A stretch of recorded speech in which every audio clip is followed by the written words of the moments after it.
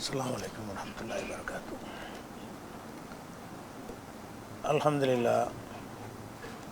அல்ஹம்துலில்லாஹி நஹ்மதுஹு வ நஸ்தஈனுஹு வ நஸ்தக்ஃபிருஹு வ நஊது பில்லாஹி மின் ஷுரூரி அன்ஃபுஸினா வ மின் ஸய்யிஆத்தி அஅமாலினா மன் யஹ்திஹில்லாஹு ஃபலா முதில்ல லஹு வ மன் யுத்லில்ஹு ஃபலா ஹாதிய லஹு வ அஷ்ஹது அன் லா இலாஹ இல்லல்லாஹு வஹ்தஹு லா ஷரீக லஹு வஅஷ்ஹது அன்ன முஹம்மதன் அப்துஹு வ ரசூலுஹு அம்மா பஅத். கண்ணியத்திற்குரிய எல்லாம் வல்ல அல்லாஹ் ஜல்ல ஷானஹு தஆலாவின் நல்லடியார்களே, அவுலியாக்கள் மகான்கள் என்று சொல்லப்படக்கூடியவர்கள் நினைத்த காரியங்களை எல்லாம் செய்யக்கூடிய ஆற்றல் பெற்றவர்கள், அற்புதம் செய்ய ஆற்றல் பெற்றவர்கள் என்ற நம்பிக்கை உள்ளவர்கள் அதற்கு சில தவறான ஆதாரங்களை முன்வைக்கிறார்கள் என்பதை சென்ற வாரம் நம்ம பார்த்தோம். அதில் முக்கியமாக அவங்க வைக்கிற ஆதாரம் என்னன்னு கேட்டால், யார் எனது நேசரை பகைத்து கொள்கிறாரோ அவருக்கு நான் போர்ப்பணம் செய்கிறேன் என்று அல்லாஹ் சொல்வதாக ஒரு ஹதீஸ். அதே மாதிரி என்னை நோக்கி அந்த நல்லடியார் நெருங்கி வரும் பொழுது அவருடைய கையாக நான் ஆகிடுவேன், அவருடைய காலாக நான் ஆகிவிடுவேன், அவருடைய செவியாக பார்வையாக நான் ஆகிவிடுவேன் என்று அல்லாஹ் சொல்வதாக அந்த ஹதீஸ் இருக்கிறது. அது தவறான செய்தி. அல்லாஹ் ஒருபோதும் என்ன செய்ய மாட்டான், மனிதனாக மாறவே மாட்டான் என்பதற்குரிய சான்றுகளை எல்லாம் சென்ற வாரம் பார்த்தோம். அதில் கடைசி என்ன வருதுன்னு கேட்டால், அந்த அடியான் என்னிடத்தில் எதையாவது கேட்பானேயானால் அவனுக்கு நான் கொடுத்தே தீருவேன். ஒயின் சாலனி லஊத்தி என்னஹு, அந்த ஹதீஸுடைய பாதியைத்தான் நம்ம சென்ற வாரம் பார்த்துருக்குறோம்.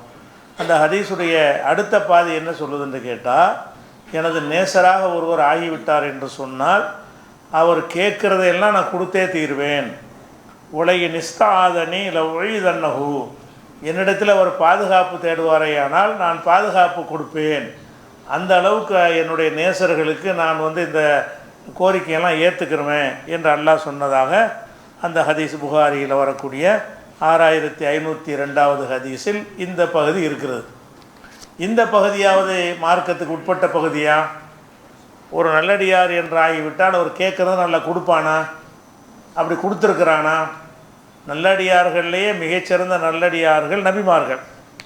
நபிமார்கள் தங்கள் வாழ்நாளில் எத்தனையோ துவாக்கள் செஞ்சுருக்கிறாங்க, அல்லாஹ் கொடுக்கலை, நிராகரிச்சிடறான். அந்த மாதிரி நிறைய சம்பவங்கள், நூஹ் நபியுடைய சம்பவம் இருக்கிறது, இப்ராஹிம் நபியுடைய சம்பவம் இருக்கிறது. நபிகள் நாயகம் ஸல்லல்லாஹு அலைஹி வஸல்லம் அவர்களே சில பிரார்த்தனைகளை செய்து அதை அல்லாஹ் ஏற்றுக்கிறாமல் இருந்திருக்கிறான். இந்த செய்தி என்ன சொல்லுதுன்னு கேட்டால், அவுலியாக்கள் கேட்டால் நான் கொடுத்தே தருவேன், அவர் என்ன கேட்டாலும் நான் கொடுத்துருவேன். அவுலியா யாருன்னு நம்ம கண்டுபிடிக்க முடியாது. அது முதல் பகுதியை நம்ம பார்த்துட்டோம். அடுத்து ஒருத்தர் இறைநேசராக இருந்தால் கூட அவர் கேட்டுதான் நான் கொடுப்பானான்னா கொடுக்க மாட்டான். அப்படித்தான் குர்ஆன் சொல்லுகிறது, அப்படித்தான் ஹதீஸுகளையும் பார்க்கப்படுகிறது. உதாரணமாக நூஹ் நபி அவர்கள் ஏகத்துவ பிரச்சாரத்தை நீண்ட நெடுங்காலம் பண்ணுறாங்க. அவங்களுடைய பிரச்சாரத்தை எதிர்த்தவர்களில் அவருடைய மகன் முக்கியமான ஒரு ஆள். மகன் ஏற்றுக்கல, நிறைய பேர் ஏற்றுக்கொண்டார்கள். அவருடைய ஒரு மகன் ஏற்றுக்கிற மாட்டேன்னு மறுத்துறான். பிறகு அல்லாஹ்வுடைய வேதனை வரும் என்று அறிவிப்பு செய்யப்பட்டு இவரை ஒரு கப்பலை தயாரிக்குமாறு அல்லாஹ் உத்தரவிட்டு, அதற்கு பிறகு வெள்ளப்பிரளயத்தை ஏற்படுத்தி வானிலிருந்து மழையை கூட்டி அந்த கப்பலில் நீங்கள்லாம் ஏறிக்கிறங்க என்று அல்லாஹ் உத்தரவிட்ட உடனே நூஹ் நபி அவர்களும் அவர்களை நம்பிய மக்களும் அந்த கப்பலில் ஏறிக்கிறாங்க. ஏறினோன்னு என்ன செய்யுதுன்னா, அது மலை போன்ற உயரத்திற்கு மிதக்கிற அவ்வளோ தண்ணி, பூமியிலிருந்தும் நீர் கொப்பளிக்கிறது, வானத்திலிருந்தும் மழை கொட்டுகிறது. அது மலைகள் அளவுக்கு உயரமாக தண்ணீர் வந்த உடனே அதன் மீது கப்பல் போகிற அளவுக்கு நிலைமை வருது. அப்போ நூஹ் நபி என்ன செய்கிறாங்கன்னா, அவங்களுடைய மகனை நினச்சி பார்க்குறாங்க, நம்ம இந்த மாதிரி கப்பலில் ஏறிட்டோம், நம்ம தப்பிச்சிருவோம் எப்படி இருந்தாலும், கப்பலில் ஏறாதவங்க மூழ்கடிக்கப்பட்டு செத்துருவாங்களே அப்படின்னு நினச்சி நாதா நூஹு இப்னஹு, நூஹ் நபி அவர்கள் தனது மகனை அழைக்கிறார்கள். யாபுனை எர்க்கம் ஆனா, மகனே எங்களோடு நீ ஏறிக்க, இந்த இஸ்லாம் மார்க்கத்தை ஏற்றுக்கிட்டு எங்களோட நீ ஏறிக்க அப்படிங்கிறார். ஒலா தக்குன் மால் காஃபிரீன், நீ காஃபியர் கூட்டத்தில் ஒரு ஆள் ஆயிராதப்பான்னு சொல்லி இந்த கடைசி நேரத்தில் இப்போவாவது கப்பலில் ஏறிக்கன்னு சொல்கிறார். கப்பலில் ஏறிக்க அர்த்தம் என்னென்னு கேட்டால் கொள்கை ஏற்றுக்கன்னு அர்த்தம். கொள்கை ஏற்றுக்கிறாட்டியே கப்பலில் ஏற விட மாட்டாங்க. அப்போ இந்த கொள்கை ஏற்றுக்க, ஏகத்துவத்தை ஏற்றுக்கன்னு சொல்லி அவர் அழைக்கிறார். அழைச்சா அவன் மறுத்துட்டான். அதெல்லாம் முடியாது. ஆவி இலா ஜபலின் யாசிமுனி மினல் மாய், இந்த வெள்ளப்பெருளையத்திலேருந்து காப்பாற்றி கொள்ளக்கூடிய வகையில் நான் மலை உச்சியில் ஏறிக்கிறேன், மலைக்கு மேலே போயிட்டால் எப்படி என்னை அந்த நீர் மூழ்கடிக்க முடியும் அப்படின்னு அவன் சொல்லுகிறான். அப்படி சொல்லிக்கிட்டு இருக்கும்போது என்ன செய்கிறாங்கன்னு கேட்டால், நூஹு நபி அவர்கள் அல்லாட்ட துவா செய்கிறாங்க. ஒனாதா நூஹுன் ரப்பஹு, நூஹு நபி அவர்கள் அல்லாவிடத்தில் அழைத்தார்கள். கால ரப்பி இன்னபனி மின் நகலி, என் மகன் என் குடும்பத்துக்காரன் தானே, என்னுடைய மகன் இந்த மாதிரி அழிக்கப்படுற நிலையில் இருக்கிறானே, அவன் என் குடும்பத்தை சேர்ந்தவன். இன்ன வாதக்கல் ஹக்கு, நீ அளித்த வாக்குறுதி மெய்யானது, என் குடும்பத்தை காப்பாற்றுவதாக நீ சொல்லியிருந்தாய். என் மகனும் என் குடும்பத்துக்காரன் தான், அவனையே நீ காப்பாற்றாமல் இருக்கிறாய் என்று அல்லாட்ட அவர் கேட்குறார். அப்போ அல்லாஹ் என்ன செய்கிறான்டா, யா நூஹு லைஸ் இன்னஹு லைஸமே நகலிக்க, நூஹே அவன் உன் குடும்பத்துக்காரன் கிடையாது, பிறந்ததுனால எல்லாம் குடும்பத்தார் ஆக முடியாது, உனக்கு பிறந்தும் இருக்கணும், என் கொள்கை ஏற்றுக்கிட்டும் இருக்கணும். அப்போ தான் என்னுடைய கணக்கில் குடும்பத்தாரை வருவாங்க. உலகத்து கணக்கில் ஒருத்தருக்கு பிறந்துட்டால் அந்த குடும்பத்தில் சேர்ந்துருவாங்க. அல்லாவுடைய கணக்கில் குடும்பத்தார்னு யார் வருவாங்கன்னு கேட்டால், அந்த குடும்பத்தில் பிறந்து அந்த நபியுடைய கொள்கையை ஏற்றிருந்தால் தான் அந்த நபியுடைய குடும்பமாக ஆவாங்க. அதெல்லாம் நினைச்சிட்டான்னா, நீ கேட்குறது சரியில்லை, உன் மகனுக்காக பிரார்த்தனை பண்ணுவது சரியில்லை, இன்னஹு அமலுன் கைரு சாலிஹின், இது நல்ல செயலாக தெரியவில்லை அப்படின்னு சொல்லி, இன்னி ஆயுதுக்கான் தக்கூன மினல் ஜாகிலேன், நீ ஒரு மூடனாக ஆகிவிடக்கூடாது என்று உனக்கு அறிவுரை சொல்கிறேன், நீ விவரமுள்ள ஒரு ஆளாக இருக்கணும், அறிவியனராக நீ இருக்கிறாயே என்று நூஹு நபி அல்லாஹ் கண்டிக்கிறான். இது 11வது சூறாவில் 42, 43, 44, 45, 46 இந்த வரிசையாக இந்த வசனங்களை படித்தால் இந்த முழு சம்பவத்தை நீங்கள் அறிந்து கொள்ளலாம். இதில் நம்ம அறிந்துகிற விஷயம் என்னன்னு கேட்டால், 950 வருஷம் பிரச்சாரம், கொஞ்ச நாள் இல்லை, ஒவ்வொரு நபியும் 40 வருஷம் 30 வருஷம் பிரச்சாரம் பண்ணியிருப்பாங்க. இவருக்கு அல்லாஹ் நீண்ட வாழ்நாளை கொடுத்து லபிசஃபீஹும் அல்ஃபசனத்தின் இல்லா ஹம்சீன் ஆமா, 1050 வருடங்கள் குறைவாக மக்கள்கிட்ட பிரச்சாரம் பண்ணவர். அப்போ எவ்வளோ தியாகம் பண்ணியிருப்பார். 950 வருஷம் பிரச்சாரம் பண்ணியிருக்கிறாரு. அவருடைய மகனுக்காக ஒரு கோரிக்கை வைக்கிறார். அல்லாஹ் என் மகனை நீ காப்பாற்று, ஒன்று அந்த குஃபுராக இருக்கிறவனை ஈமானு கொடுத்தாவது காப்பாற்றிருக்கணும். அல்ல காப்பாற்றுறது என்பது ஒரு காஃபிரை எப்படி காப்பாற்றுறது நம்ம நினைத்தாலும் கூட, ஏன் அவனை மூமினாக்குறது பெரிய விஷயமா? சரி, நூஹு நபி கேட்குறாங்க, அவனுக்கு ஒரு ஹிதாயத்தை கொடுத்துருவோம், அவனுக்கு ஒரு மனமாற்றத்தை ஏற்படுத்திடுவோம் அப்படின்னு அல்லாஹ் நினச்சா செஞ்சுருக்கலாம். ஒரு நல்லடியார் விரும்புனதை எல்லாம் அல்லாஹ் செய்வான்னு சொல்லி இந்த ஹதீஸில் வருகிறது. எந்த ஹதீஸ் தவறு என்று நம்ம சொல்லுகிறோமோ அந்த ஹதீஸில் என்ன வருதுன்னு கேட்டால், அவுலியாக்கள் என்ன கேட்டாலும் நல்லா கொடுத்துருவான், கேட்டதை எதையும் மறக்கவே மாட்டான், பாதுகாப்பு தேடினா பாதுகாத்துருவான் என்று அந்த ஹதீஸ் சொல்கிறத. அப்போ நூஹு நபி என்ன கேட்டுட்டாங்க, அவனை என்னுடைய குடும்பத்தான் தானே அவனை காப்பாற்றுங்கிறாங்க. ஒன்று அவனை காப்பாற்றுற காஃபிரை எப்படி காப்பாற்றுறது என்கிற ஒரு தயக்கமாக இருந்தால் அவனை காஃபிர் ஆக்காமல் இல்லை செய்யலாமே.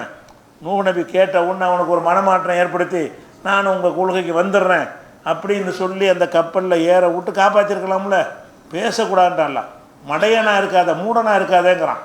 அப்போ அல்லாஹ்வுடைய விஷயம் எந்த ஒரு மகன் நபியாக இருந்தாலும் அவர் விரும்புனதெல்லாம் செய்ய மாட்டான். அவன் விரும்பினவனை வச்சுருப்பான், அவன் நாடியதை செய்வானே தவிர நீங்கள் அடிமையாக அவனுக்கு இருக்கணுமே தவிர நீங்கள் நீங்கள் கேட்டால் உங்களுக்கு தந்து தான் ஆவணும் அப்படிங்கிற மாதிரியான ஒரு நிலையில் நபிமார்களே வைக்கலை. பெரிய நபி 950 வருஷம் பிரச்சாரம் பண்ண நபியவே அல்ல அப்படி வைக்கலை என்று சொன்னால், இந்த ஹதீஸ் என்ன வருது, அவர் கேட்டால் என் அவுலியா ஒருத்தர் கேட்பாரே ஆனால் நான் கொடுத்தே தீருவேன், அவர் பாதுகாப்பு தேடினால் நான் பாதுகாத்தே தீர்வேன் என்று சொன்னதாக அந்த ஹதீஸ் வருது. அப்படி அல்லாஹ்வுடைய ஸ்டைல் இருக்குதா? இந்த அவுலியான்னு சொல்லக்கூடிய ஆட்களை விட நபிமார்கள் எத்தனை மடங்கு மேலானவர்கள் தானே. அந்த மேலான நபிமார்களுக்கு அந்த மாதிரியான ஒரு தன்மையை நான் கொடுக்கவே இல்லை.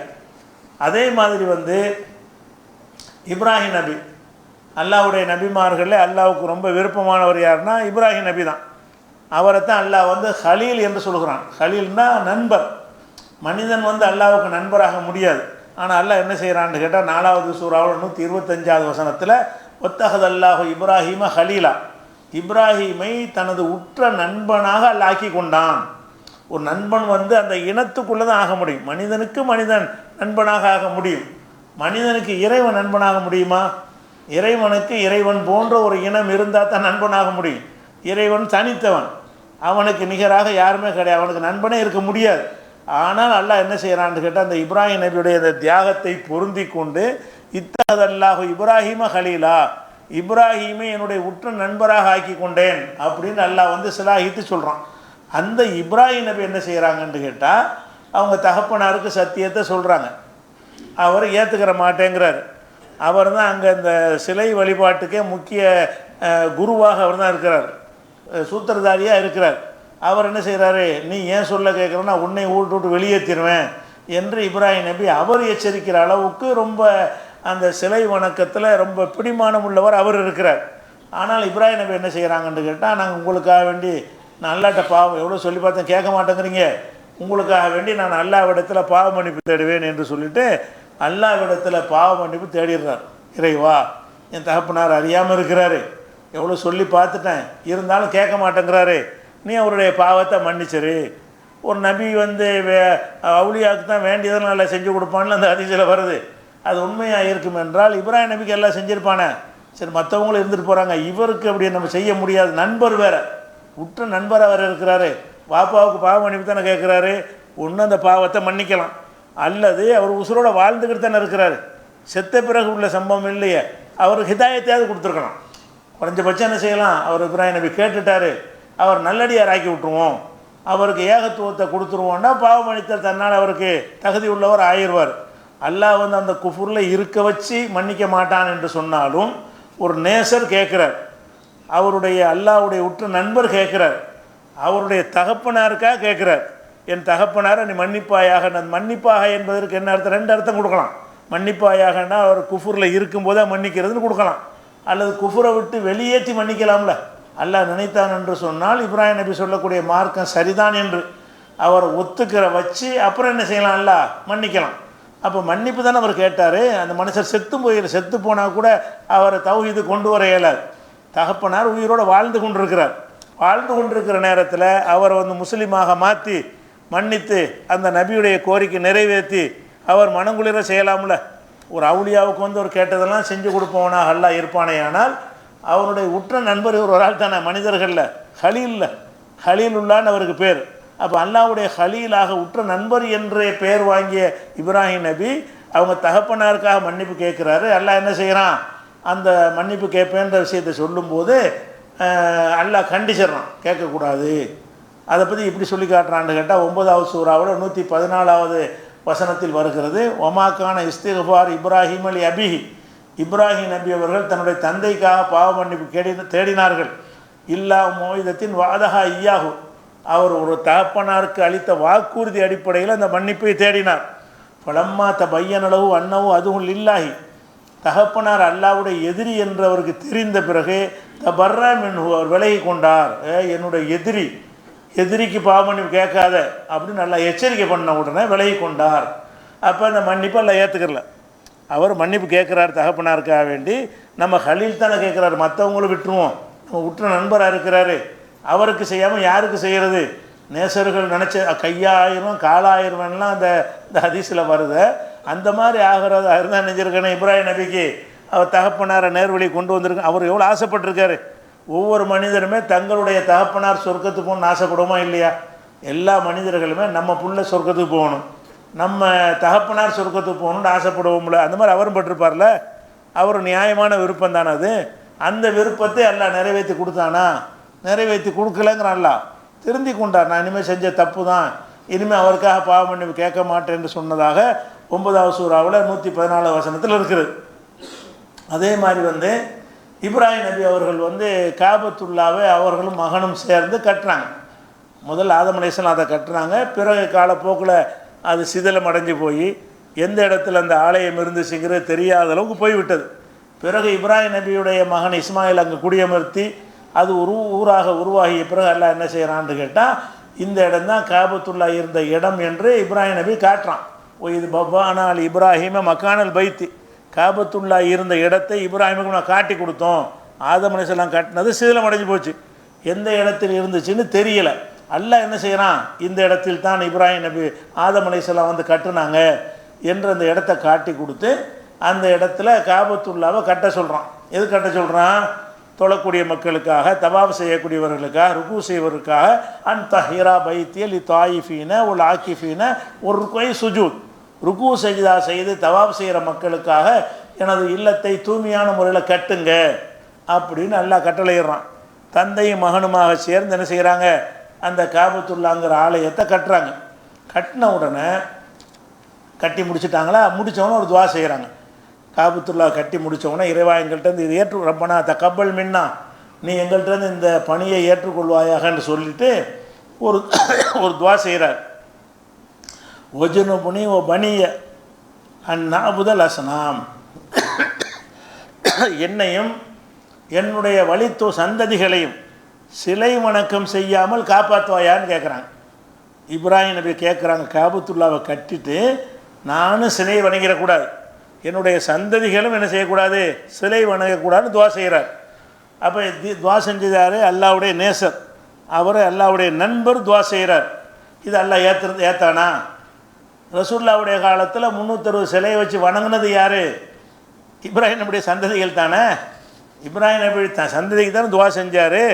இப்ராஹிம் நபி துவா செஞ்சபடி இஸ்மாயில் நபி இருந்தாங்களே தவிர அவங்க சந்ததிகள் பூரா அந்த தௌஹீதில் இருந்தாங்கன்னா அந்த சிலைகள் இதுக்கு வந்துச்சங்க.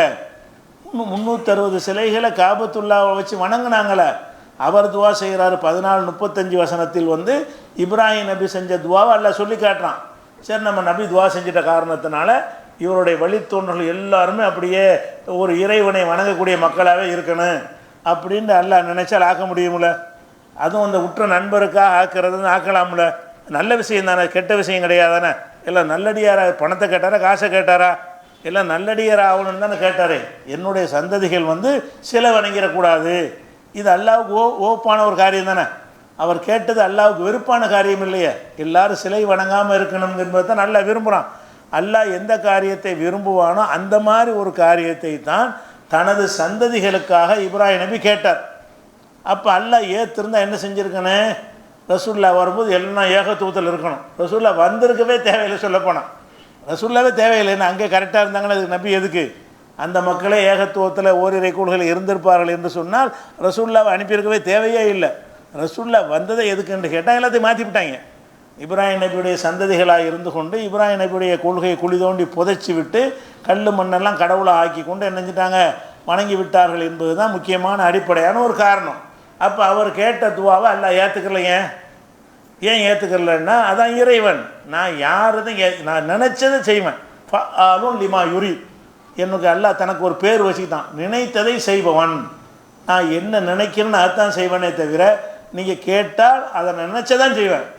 நீங்கள் கேட்பீங்க, நினச்சா செய்யாமையும் விட்டுருவேன். அதில் என்னுடைய தனிப்பட்ட ரைட்டு என்று அல்லாஹ் வச்சுக்கிட்டு இருக்கும் பொழுது இந்த ஹதீஸில் என்ன செய்கிறாங்கன்னா, இந்த அவுலியாக்களுக்கு கராமத்து இருக்குங்கிறவங்க இந்த ஹதீஸை கொண்டாந்து காட்டி அவுலியா எதை கேட்டாலும் அல்லாஹ் கொடுத்துருவான், பிடிக்கிற கையாக ஆகிவிடுவான், நடக்கிற காலாக ஆகிவிடுவான், பேசுகிற வாயாக ஆகிவிடுவான், பார்க்கிற கண்ணாக ஆகிவிடுவான் என்றெல்லாம் அது சொன்ன கதை கட்டுக்கதைன்னு விளங்குதா இல்லையா? இது இஸ்லாமிய அடிப்படைக்கு மாற்றமான ஒரு செய்தியை கொண்டாந்து வைத்து கொண்டு தான் அவுலியாக்களுக்கு கராமத்து விளங்குது என்றெல்லாம் சொல்லக்கூடிய காட்சியை பார்க்குறோம். அதே மாதிரி இப்ராஹிம் நபிக்கு அல்லாஹ் என்ன செய்கிறான்னா ஒரு கிரேடு கொடுக்குறான். என்ன கொடுக்குறான்னு கேட்டால், மனித குலத்துக்கு உன்னை இமாம் ஆக்கிட்டேங்கிறான் அல்லாஹ். இப்ராஹிம் அலைஹிஸ்ஸலாம் தான் தௌஹீதுக்கு இமாம். உலகத்தில் உள்ள ஏகத்துவத்துக்கு இமாம் யார்? இப்ராஹிம் நபி தான். அந்த இப்ராஹிம் நபி பற்றி அல்லாஹ் சொல்லும்போது இன்னி ஜாயிலுக்கு லின்னாசி இமாமா, இப்ராஹிமே உன்னை மனித குலத்துக்கு இமாமா ஆக்கியிருக்கிறேன், மனித முழுவதற்கும் நீ தான் இமாமு அப்படின்னு அல்லாஹ் சொல்கிறான். அப்போ அவர் கேட்குறாரு இப்ராஹிம் நபி, கால ஒமின் துர்ரியத்தி, என்னுடைய சந்ததிகளையும் இப்படி ஆக்குவேன். அவருக்கு அல்லாஹ் சொன்னான்னு என்ன செய்கிறாரு? என்னை மட்டும் ஆக்காத, என் புள்ள குட்டிகளையெல்லாம் இமாம் ஆக்கி விடு. என்னை எப்படி தலைவன் ஆக்கினா ஏகத்துவத்துக்கு இமாம் ஆக்கி விட்டாயோ என்னுடைய சந்ததிகளையும் அந்த மாதிரி ஆக்கு அப்படின்னு அவர் கேட்குறார். நம்ம சந்ததிகளை நல்லவங்களை ஆக்குறதுன்னு கேட்குற பெரிய தப்பா? அல்லாவுக்கு பிடிக்காத ஒரு விஷயமா? அல்லாஹ் விரும்புகிற விஷயம் தானே. நம்ம பிள்ளைகள்லாம் நல்லவங்களாக வரணும் நம்ம விரும்புகிற மாதிரி அல்லாவும் அந்த மாதிரி இருப்பதை தானே விரும்பவும் செய்வான். இது பாரதூரமான தப்பான ஒரு கோரிக்கை இல்லை, அவர் நல்ல கோரிக்கை தானே வைக்கிறாரு. அப்போ உன்னை இமாமாக ஆக்கினண்டவன என்ன செய்கிறாருன்னு கேட்டால், ஒமின் துர்ரியத்தி, என் சந்ததிகள்லையும் இமாம்களை ஏற்படுத்து அப்படின்னு சொன்ன உடனே அல்லாஹ் என்ன செய்கிறான்னு கேட்டால், கால லாயனால் அஹதில் ஆலிமீன், ஏன்னா அந்த உறுதிமொழி நான் தர்றேன், ஆனால் எல்லாத்துக்கும் தரமாட்டேன். அநியாயக்காரனுக்கு இது பொருந்தாது. உன்னுடைய சந்ததிகளில் சில பேர் ஆக்குவனே தவிர எல்லாரையும் ஆக்க மாட்டேன். அநியாயம் செய்கிறவர்களை இமாமாக முன்னோடிகளாக நான் ஆக்க மாட்டேங்கிறான்ல. அப்போ இப்ராஹிம் நபி வந்து எல்லாத்துக்கும் கேட்குறாரு. அல்லாஹ் ஏற்றுக்கிட்டு கொஞ்சம் பேர் இருந்து ஏற்றுக்கிறாங்கிறான். உன் சந்ததிகள் அத்தனை பேரையும் அப்படி ஆக்க முடியாது. உன் சந்ததிகளில் யார் நல்லவங்களாக இருக்கிறாங்களோ அவங்கள ஆக்குவனே தவிர யார் அநியாயம் பண்ணிக்கிட்டு இருக்கிறானோ அவனை எல்லாம் இமாம்களாக முன்னோடிகளாக நான் ஆக்க மாட்டேன் அப்படின்னு சொல்லி 2வது அத்தியாயத்தில் 124 வசனத்தை சொல்லுகிறான். அப்போ இப்ராஹிம் நபி கேட்டது எல்லாரும் கேட்குறாரு. என் சந்ததிகளை எல்லாம் நல்லவங்களை ஆக்கிரு, இமாமா ஆக்கிருன்னு கேட்குறாரு. எல்லோரும் இமாம் ஆக்கணும் என்ன பெரிய அல்லாவுக்கு என்ன நஷ்டம் என்ன? அல்ல வெறுக்கிற ஒரு காரியமா? எல்லோரும் நல்ல இமாம்களாக இருந்தால் நல்லது தானே. அப்படியான ஒரு விஷயத்தை அல்லாவுடைய கோபத்தை ஏற்படுத்தக்கூடிய விஷயம் இல்லையே இது. அல்லாவே விரும்பக்கூடிய ஒரு விஷயத்தான் அவர் கேட்குறாரு. அல்லா என்னை இமாமாக்குன மாதிரி என் பிள்ளைக்குட்டியெல்லாம் இமாமாக்குன்னு தானே கேட்டார். அது விட எல்லாரையும் மன்னராக்கு ராஜாவாக்கு பணக்காரனாக்குன்னு கேட்டார். அப்படி கேட்டால் கூட மார்க்கத்தில் தப்பு இல்லை. அவர் நல்லது தான் கேட்குறாரு. ஆனால் அதெல்லாம் பார்க்கணும். நான் நினச்சதை செய்வேன். நீ கேட்டேன் தரணுமா? நீ கேட்டிங்கன்னா அவங்க எல்லோரும் இமாமாக்கி விட்ருவோன்னா நான் யாரை இமாமாக்கணும்னு நினைக்கிறேன்னு அவங்கள தான் ஆக்குவேன்.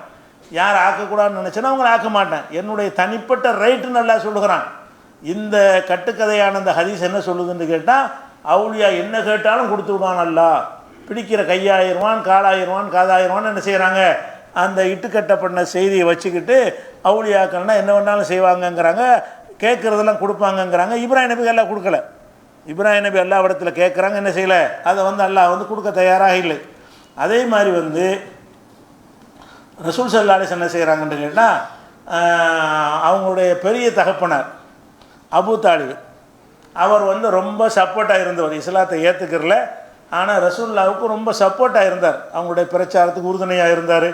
மற்றவங்க இந்த ரசூலுல்லா மேலே கை வைக்காமல் இருக்கிறதுக்கு அவர் ஒரு காரணமாக இருந்தார், சப்போர்ட்டாக இருந்தார். அவர் இருக்கிற வரைக்கும் ஒன்றும் செய்யலைவங்க. ரசூலுல்லா கொல்லணுங்கிற முடிவுக்குலாம் வரலையே. அபூ தாலிப் சமூகத்தில் ஒரு பெருமுகராக இருக்கார், பெரிய தகப்பனாராக இருக்கிறார். அவருடைய மரண வேலை நெருங்குகிறது. அபூ தாலிபுக்கு சக்ராத்து நேரம் நெருங்குகிறது.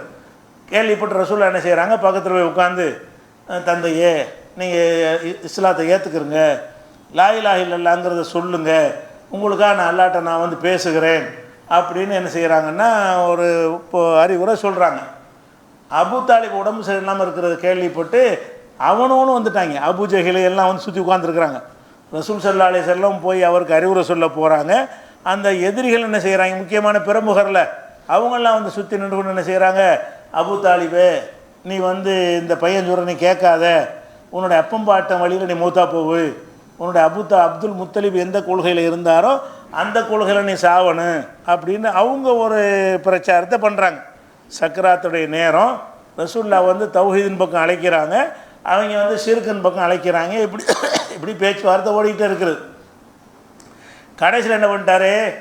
என்னுடைய பாட்டனார் தாப்பனார் வழியில் மூத்தா போகிறேன்ட்டார்.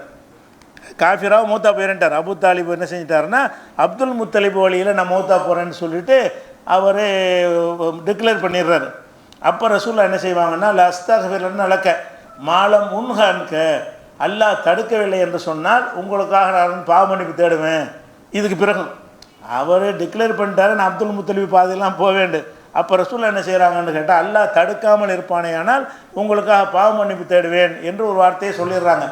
உடனே அந்த சந்தர்ப்பத்தில் அல்லாஹ்ட்டேருந்து ஒரு வசனம் வருகிறது. மாக்கானலின் நபி ஒல்லதீன் ஆமனு எஸ்தக்ஃபிருலில் முஷ்ரிக்கீன உளவுக்கான உளு குறிபா, நெருங்கிய உறவினர்களாகவே இருந்தாலும் சரி, அதாவது மூமினானவர்களுக்கும் நபிக்கும் அனுமதி கிடையாது. என்ன அனுமதி கிடையாது? இணை கற்பிக்கக்கூடியவர்களுக்கு பாவ மன்னிப்பு தேட அனுமதி கிடையாது. இணை கற்பிச்சுட்டாங்கன்னு சொன்னால் அவங்களுக்காக என்கிட்ட பாவ மன்னிப்பு கேட்கக்கூடாது. நபியும் கேட்கக்கூடாது, மூமின்களும் கேட்கக்கூடாது, எவ்வளோ நெருங்கின உறவினராக இருந்தாலும் நீங்கள் கேட்கக்கூடாது என்ற வசனம் இறங்கிவிட்டது. அதே மாதிரி ரசூலுல்லாஹ் அவர் நேர்வழிக்கு வராமல் மூத்தா போகிறார்ல, அதில் ரொம்ப பாதிக்கப்பட்டாங்க. யாரோ வந்தாங்க, நம்ம சொல்ல கேட்டு எங்கெங்கேருந்து வந்தவங்கலாம் இஸ்லாத்தை ஏற்றுக்கிட்டாங்க. இவர் இவ்வளோ சப்போர்ட் பண்ணி என்ன செய்யலை, இவர் ஏற்றுக்கிறலையேன்னு கவலைப்படுறாங்க. உடனே அதுக்கு ஒரு வசனத்தை அப்போ இறக்குறான்ல, இன்னக்கலா தஹதி மன் அஹ்பப்த, நீ விரும்பும் நாளையெல்லாம் நேர்வழி கொண்டு வர முடியாது, நான் யாரை நினைக்கிறேன்னு அவர் தான் கொண்டு வருவேன், நீங்கள் நினச்சா நான் தந்துடுவேனாங்கிறான்ல. உங்கள் பெரிய தகப்பனார் இஸ்லாத்துக்கு வரணும்னா வந்துடுவாரா? நான் பிளான் பண்ணி நான் அதை முடிவு செய்யணும். நான் யாருக்கு முடிவு செஞ்சேன்னு அவர் தான் நேர்வழிக்கு வருவாரே தவிர நீங்கள் விரும்பினாலாம் நேர்வழிக்கு வர முடியாதுன்னு சொல்லி இந்த 2 வசனத்தையும் எல்லாம் ஒரே நேரத்தில் இறக்குகிறான். இது புகாரியில் 3884வது ஹதீஸில் இருக்குது. அப்போ ரசூல் ஸல்லல்லாஹு அலைஹி வஸல்லம் அவர்கள் பெரிய தகப்பனார் இஸ்லாத்துக்கு வரணும்னு ஆசைப்பட்றாங்க. அதெல்லாம் ஏற்றுக்கலாம்ல. இஸ்லாத்துக்கு வரதானே ஆசைப்பட்டார். நேர்வழிக்கு வந்தால் நல்லா இருக்குமே, அவர் மூமினா மௌத்தாவனா நல்லா இருக்குமேன்னு கவலைப்படுறாரு. உனக்கு அந்த அதிகாரம் கிடையாது. சொல்கிற மட்டும் தான் உங்கள் வேலை. அவரை இஸ்லாத்துக்கு கொண்டு வர்றதா இல்லையாங்கிற நான் எடுக்கிற முடிவு அப்படின்னு சொன்னானே தவிர அவுலியா கேட்டுட்டாங்க, ரசூல்லா கேட்டுட்டாங்க, நம்ம கொடுத்தா ஆகணும்.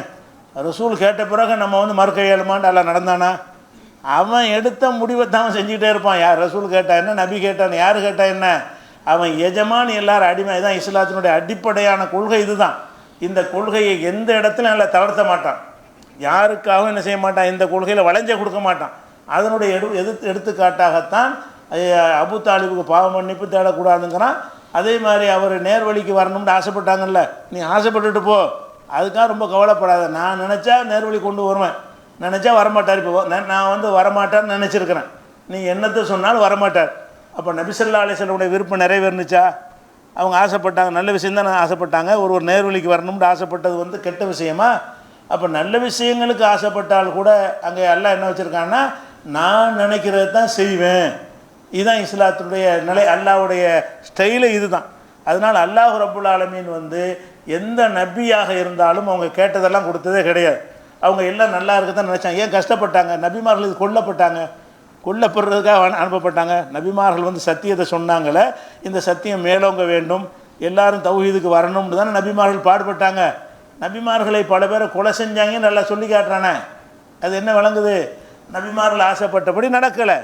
அவங்க வந்து நம்ம எல்லோரும் நேர்வழிக்கு ஒன்று ஆசைப்பட்டாங்க, அது எதிரியுடைய கை ஓங்கி அவர் கொல்லப்படுறாரு.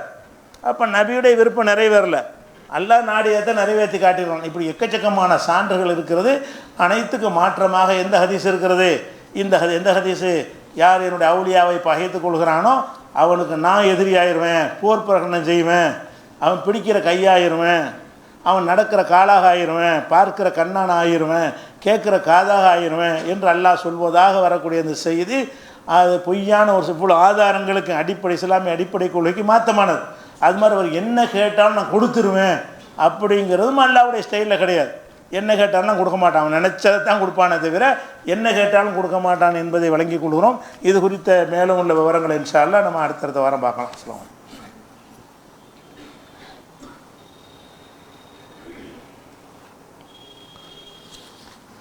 அன்பிற்குரிய சகோதரர்களே, இந்த திருப்பதி லட்டில் மிருக கொழுப்பு சேர்த்த ஒரு விஷயத்தை நம்ம சென்ற வாரம் சொன்னோம். அது நாடு முழுவதும் பலவிதமான விமர்சனங்களை உண்டாக்கி கொண்டிருக்குது. இந்த லட்டுக்கு நம்ம முஸ்லீம்களுக்கு சம்மந்தம் கிடையாது.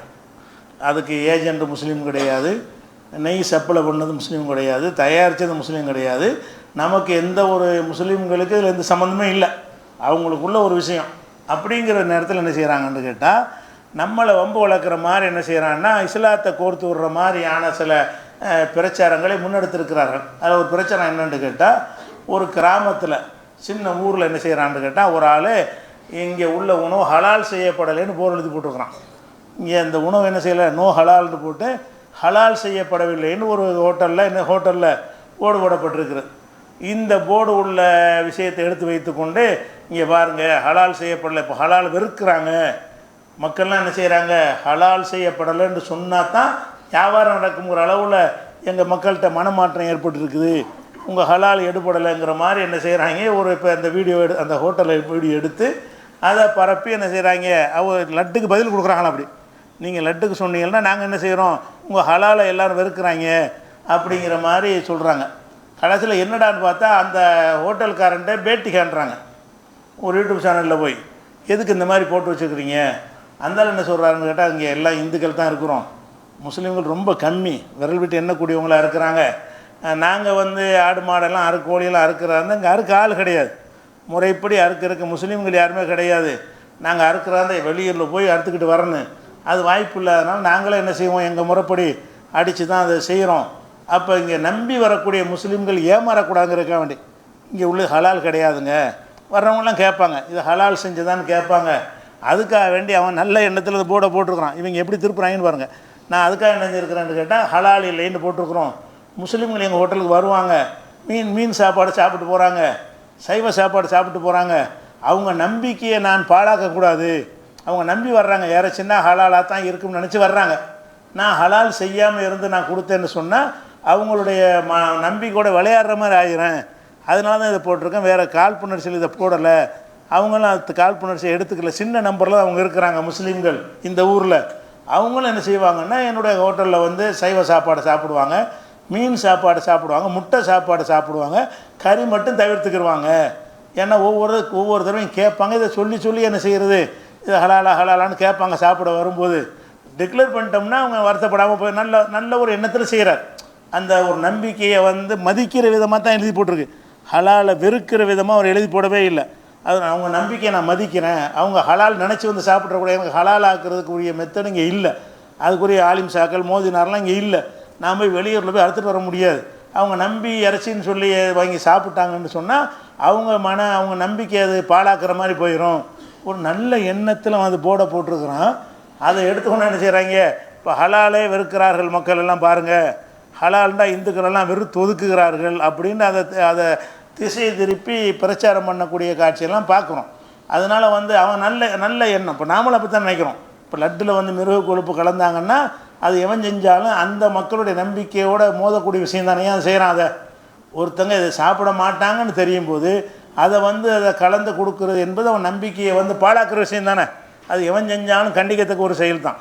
அவங்க எதை விரும்ப மாட்டாங்களோ அதை அவங்களுக்கு திணிக்கிறதுங்கிறது என்ன இல்லை, தப்புன்னு தான் நம்மளும் சொல்கிறோம்.